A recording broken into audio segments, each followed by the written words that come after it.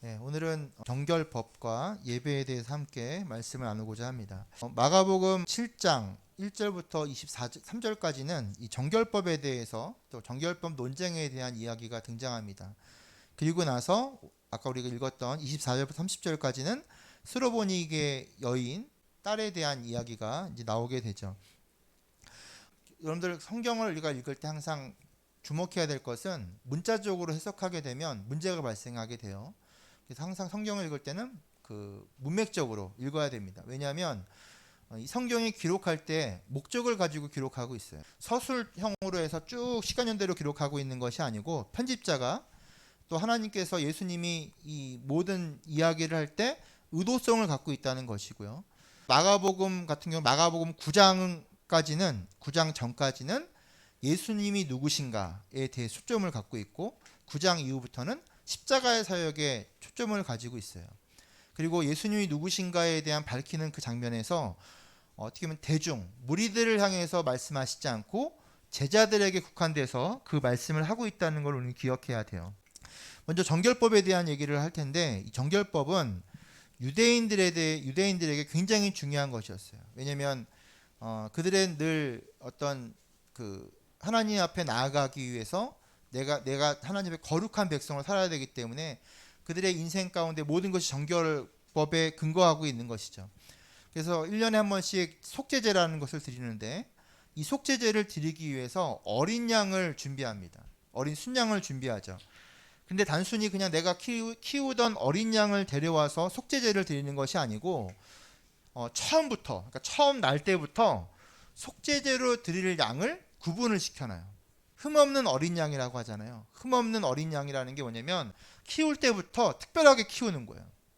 1년에 한 번에 그냥 내가 키우던 양 중에 가장 깨끗한 양을 갖고 와서 드리는 것이 아니고 처음부터 태어날 때부터 그러니까 하나님 앞에 드릴 양을 구분시켜 가지고 얘가 흠이 없게 자라게 하는 것이죠. 그래서 성전 청결 사건에 보면 어떤 편법을 쓰게 되냐면 성전 앞에서 제사를 드릴 물건을 속죄제 제물을 파는 거예요. 그러니까 그런 잘못된 관행들에 대해서 예수님은 지적하고 있죠. 물론 거기에 대제사장과 여러 가지 금전적인 것이 오가기 때문에 그것도 지적하고 있지만 결과적으로 하나님 앞에 정결하게 나아가는 제사가 잘못되어진 모습으로 편의주의로 나아가고 있는 거죠. 바리새인들과 모든 유대인들로 장들이 전통을 지키어 손을 잘 씻지 않고서는 음식을 먹지 아니하며 또 한 가지는 이것이 율법에 근거하느냐? 이들은 율법에 근거하고 있지 않아요. 뭐냐면 여기 보니까 장로들의 뭐죠? 전통이에요. 전통. 예. 그러니까 율법에 근거하고 있는 것이 아니라 장로들의 전통이 지금 유대 사회에 지금 지켜야 되는 정결법의 한 요소가 된 거예요. 예를 들면 여러분들 우리가 온라인 예배를 잠깐 했었는데 온라인 예배 때 제가 이제 복장을 좀 신경 써달라고 부탁을 드렸잖아요. 여러분 그것이 성경에 기록되어 있나요? 기록되어 있지 않아요. 어찌 보면 그것이 장로들의 유정과 전통과 비슷할 거예요. 꼭 지키지 않아도 되는 거예요. 근데 가능하면 지키면 좋겠죠. 여러분 이 장로들의 전통도 처음에는 굉장히 좋은 의도로 시작됐어요. 그러니까 더 하나님 앞에 더 잘 예배드리기 위해서 하나님의 백성 살기 위해서 여러 가지 방법론적으로 아주 유용한 어떤 규칙들이 정해지기 시작한 거거든요. 근데 문제는 뭘까요? 이 장로들의 유전이 어떻게 변질되냐면 상대방을 정죄하는 것으로 변질되기 시작하는 하나님과의 관계는 1대1의 관계예요.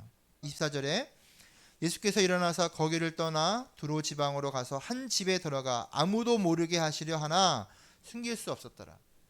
예수님은 초기 사역부터 지금까지 그리고 예수님이 이 땅에 오시는 장면을 생각해 보시면 절대로 사람들에게 드러내려고 하는 그런 제스처가 하나도 없어요. 하나님의 사역과 우리의 신앙은 사람들에게 드러내는 순간부터 여러분 그것은 자기의 의가 되는 거예요.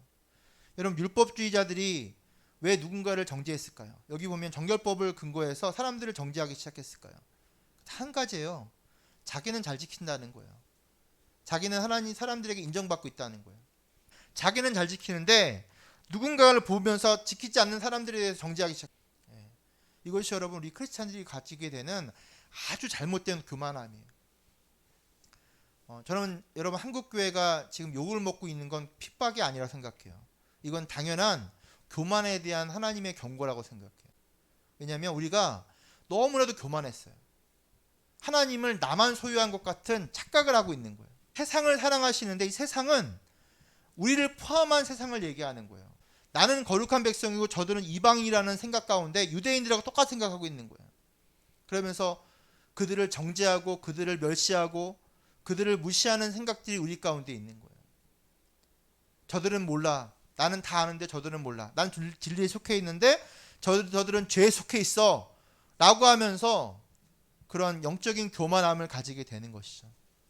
그것들이 여러분 세상 사람들 눈에 욕먹을 짓을 하고 있는 것이죠. 우리는 지금 이 시간들을 겪으면서 교회는 갱신해야 돼요. 그 교회가 갱신한다는 얘기는 뭐냐면 여러분 우리 스스로가 다시금 말씀 앞에 서는 거예요. 오늘 수로보니게 여인의 이야기가 바로 그 이야기를 하고 있는 거예요. 근데 중요한 게 뭐죠? 하나도 숨길 수 없더라요. 예수님은 아무도 모르게 하려고 하지만 결국은 진리는 밝혀지게 돼 있어요. 여러분 우리가 하고 있는 예수님의 말씀에 대한 사명을 지키며 우리가 복음을 살아갈 때 여러분 우리가 굳이 드러내지 않아도 돼요. 복음은 스스로 드러내요. 복음은 스스로 숨길 수가 없어요. 우리는 내 삶을, 내 이웃을, 내 주변에 있는 사람들에게 진리를 드러내는 삶으로 살아가는 거예요. 저 사람에게 왜 너는 빛이 없냐라고 말하지 않는 거예요. 그 사람을 위해서 기도하면서 그 사람을 돕는 거죠. 그 사람이 빛이 낼 수 있도록. 그것이 우리가 해야 되는 일인 거죠. 정결법에 대한 논쟁이 끝나고 나서 예수님이 지적하는 거예요. 사람에게 나오는 것이 사람을 더럽게 한다는 거예요. 손을 씻지 않았던 행위가 우리를 정결하게 못하게 하는 것이 아니고 우리 안에서 나오는 것이 더럽다는 거예요. 악한 생각, 곧 음란과 도둑질과 살인과 간음과 탐욕과 악독과 속임과 음탕과 질투와 비방과 교만과 우매함이라는 거예요. 이 모든 악한 것이 더 뭐라고요? 우리를 더럽게 한다는 거예요. 우리가 장로들이 유전을 전통을 지키지 않아서 우리가 하나님 앞에 더럽게 되는 것이 아니고 우리 안에 있는 것으로 말미암아 더럽게 된다라고 말하는 거예요. 여러분 성경에서 열거하고 있는 이 모든 것들이 우리 안에 속해 있다는 거예요. 사람의 마음에서 나오는 거예요. 행위냐? 그렇지 않다는 거예요. 히브리서에서 믿음에 대한 정의를 내릴 때 믿음은 들으면서 난다고 말하잖아요. 믿음은 외부로부터 주어지는 거라는 거예요. 하나님의 구원과 하나님의 성결은 내 안에서 발생되는 것이 아니고 밖으로부터 주어지는 거라. 그것이 바로 은혜라는 것이죠. 성경은 얘기하죠. 우리 모두가 더럽다는 거예요. 그러니까 도찐 개찐이라는 거예요. 지적하고 있는 자네들이나 지금 여기에 있는 사람들이나 똑같다는 거예요. 25절 말씀. 이에 더러운 귀신 들린 어린 딸을 둔 한 여자가 예수의 소문을 듣고 곧 와서 그 발 아래 엎드리니. 그에게 지금 문제가 발생했어요. 어떤 문제냐면 자녀가 귀신 들렸다는 거예요. 아까 귀신 들렸다는 건 단순히 귀신 들린 문제가 아니고 세상에 더럽혀졌다. 그 얘기를 하고 있는 것이고 이 여인도 자신이 갖고 있는 모든 것들을 동원했지만 해결되지 않는 문제가 있는. 그래서 지금 누구를 찾아와요? 예수님을 찾아오는 거예요. 왜 이 자녀가 귀신 들렸을까요? 이 자녀가 왜 아플까요? 그런 일들에 대해서 지금 그 문제의 원인을 누구에게 보고 있냐면 수로보니게 여인으로 보고 있어요. 왜냐하면 예수님의 결론을 보면 알 수 있거든요. 우리를 양자 삼기 위해서 친자이신 예수 그리스도를 우리에게 보내주셨죠. 그렇죠? 마찬가지 반대로 얘기하면 우리 자녀는 우리에게 속해 있지만 사실 하나님의 자녀예요. 우리 자녀는 우리는 평생토록 그 자녀를 책임질 수 없어요. 우리는 생물학적인 여러 가지 물리적인 것 때문에 우리는 언젠가는 그 자녀를 떠나보내야 돼요. 그러니까 내가 떠나는 거죠. 우리가 끝까지 자녀를 책임질 수 없어요. 그러나 우리 자녀를 끝까지 책임지시고 돌보시는 분은 하나님이세요. 누구의 생각으로 그 자녀를 키워야 될까요? 그럼 우리는 하나님께 맡겨야 돼요. 하나님의 말씀으로 키워야 돼요. 그리고 무엇보다 기도로 키워야 되는 것이죠. 예수님이 두로 지역에 왔다는 소식을 들은 거예요. 그래서 그에게 달려가서 첫 번째로 한 게 뭐예요? 그 발 앞에 엎드리는 거였어요. 여기서 보면 엎드리라는 이 단어가 프로스피토라는 단어인데 이것은 번역하면 예배하다, 예배하다. 당신이면 내 인생의 이 절박한 문제를 해결할 수 있습니다. 이것이 여러분 예배자의 모습이에요. 다시 말하면 하나님 앞에 나왔을 때 우리가 엎드리느냐 아까 말한 것처럼 한국 교회가 왜 세상 가운데 욕을 먹고 있지? 우리 삶의 예배라고 말하잖아요. 삶의 예배라고 말하는데 그 삶의 예배가 되지 않는 거예요. 교회에서는 잠깐 거룩한 척 할 수 있어요. 죄송하지만 저도 거룩한 척 하고 있는 거거든요. 예. 속은 아까 말한 것처럼 음행과 방탕과 교만과 우매함이 내 안에 있어요. 근데 교회 와서는 그나마 거룩한 척 하고 있는 게 목사의 허물을 갖고 있는 사람이에요. 하나님 앞에 엎드리는 삶을 살아야 되는데 세상에 나오면 사회적인 지위, 물질, 또 여러 가지 명예 이런 걸 가지고 살아가는 거예요. 그것이 하나의 내 삶에 나를 증명하는 수단이 되는 것이죠. 저는 우리 아이들이 꿈을 얘기할 때 직업을 얘기해요. 참 안타까운 현실이에요. 직업은 존재가 아니에요. 직업은 역할인 거죠. 그 역할을 통해서 어떤 사람이 되냐가 하나님이 기뻐하시는 거거든요. 뭐 자동차 정비공이건 청소하는 일을 하건 뭐 의사가 되건 상관없어요. 하나님 앞에 어떤 사람으로 서 있느냐, 그것이 하나님이 기뻐하시는 삶의 모습인데 우리는 계속해서 직업을 통해서 나의 위치를 확인하려고 하는 것들이 있어요. 물질을 통해서 나의 수준을 확인하려고 하는 것들이 있어요. 왜 강남으로 사람들이 몰리겠어요? 거기가 하이클래스라고 생각하니까 그곳으로 몰리는 거 아니겠어요? 이로써 예수님이 이제 매듭을 칩니다. 29절 30절 말씀 읽겠습니다. 시작. 예수께서 이르시되 이 말을 하였으니 돌아가라. 귀신이 내 딸에게서 예수님은 수로보니 여인에게 치유와 자유를 선포하시는데 보십시오. 예수께서 이르시되 이 말을 하였으니 돌아가라. 귀신이 딸에게서 나아갔느니라 하시매. 귀신 들린 것을 딸이었지만 그것은 더 나아가서 수로보니의 여인의 문제였어요. 그 문제에 대해서 예수님은 해답을 제시하죠. 예수께서 이르시되. 여러분 여기서부터 시작되는 거예요. 예수님이 우리에게 이르시는 말씀에 대해서 우리가 그 말을 들을 때 세상의 가치관이 아니고 그리스도의 말씀을 들을 때 다른 것으로 살아가는 것을 복음으로 살아갈 때 여러분 우리의 문제는 해결될 수 있어요. 세상이라고 하는 것은 유대인들만을 위한 이야기가 아니죠. 이 땅 믿지 않는 자들을 향한 하나님의 메시지예요. 우리는 어쩌면 장로들의 유전처럼 장로들의 갖고 있는 기득권, 교만함이 우리 가운데 있는지 모르겠어요. 다시 한번 우리가 돌아보기 원합니다.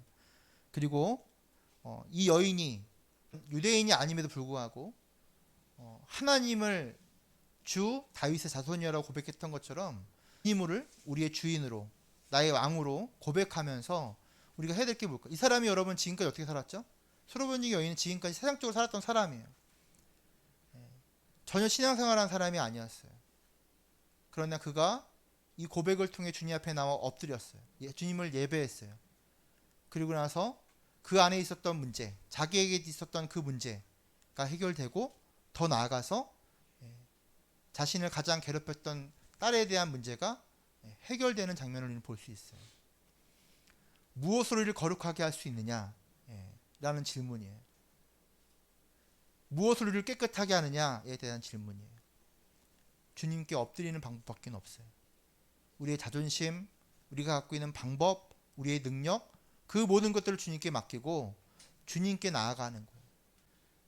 여러분 이거 우리 인생을 여러분들 저보다도 오래 사신 분들도 계시고 인생을 살아보면 아시잖아요. 우리가 할 수 있는 게 그리 많지 않다는 것을 주님께 맡기며 우리가 예배당에서 예배할 뿐만 아니라 우리의 삶의 예배를 통해 여러분들 이 땅에 지금 예수님이 말씀하시되 이 땅에 여러 가지 아픔이 치유되고 자유가 선포되는 그러한 우리가 되기를 소망합니다. 그러한 통로가 되시기를 주의 이름으로 축원드립니다. 기도하겠습니다. 하나님 감사합니다. 우리가 수로보니게 여인이었습니다. 우리가 율법주의자들이고 장로들이었습니다.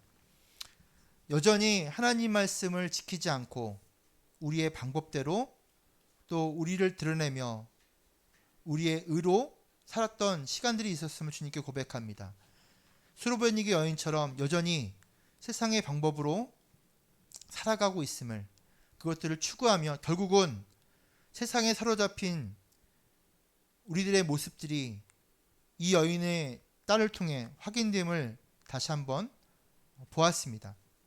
아버지 하나님, 우리가 할 수 있는 것은 주님의 보좌 앞에 나아가는 것입니다. 있는 모습 그대로 상한 심령으로 나아가시는, 상한 심령을 받으시기 원하시는 주님의 그 은혜가 우리를 예배자로 오게 할 수 있었습니다.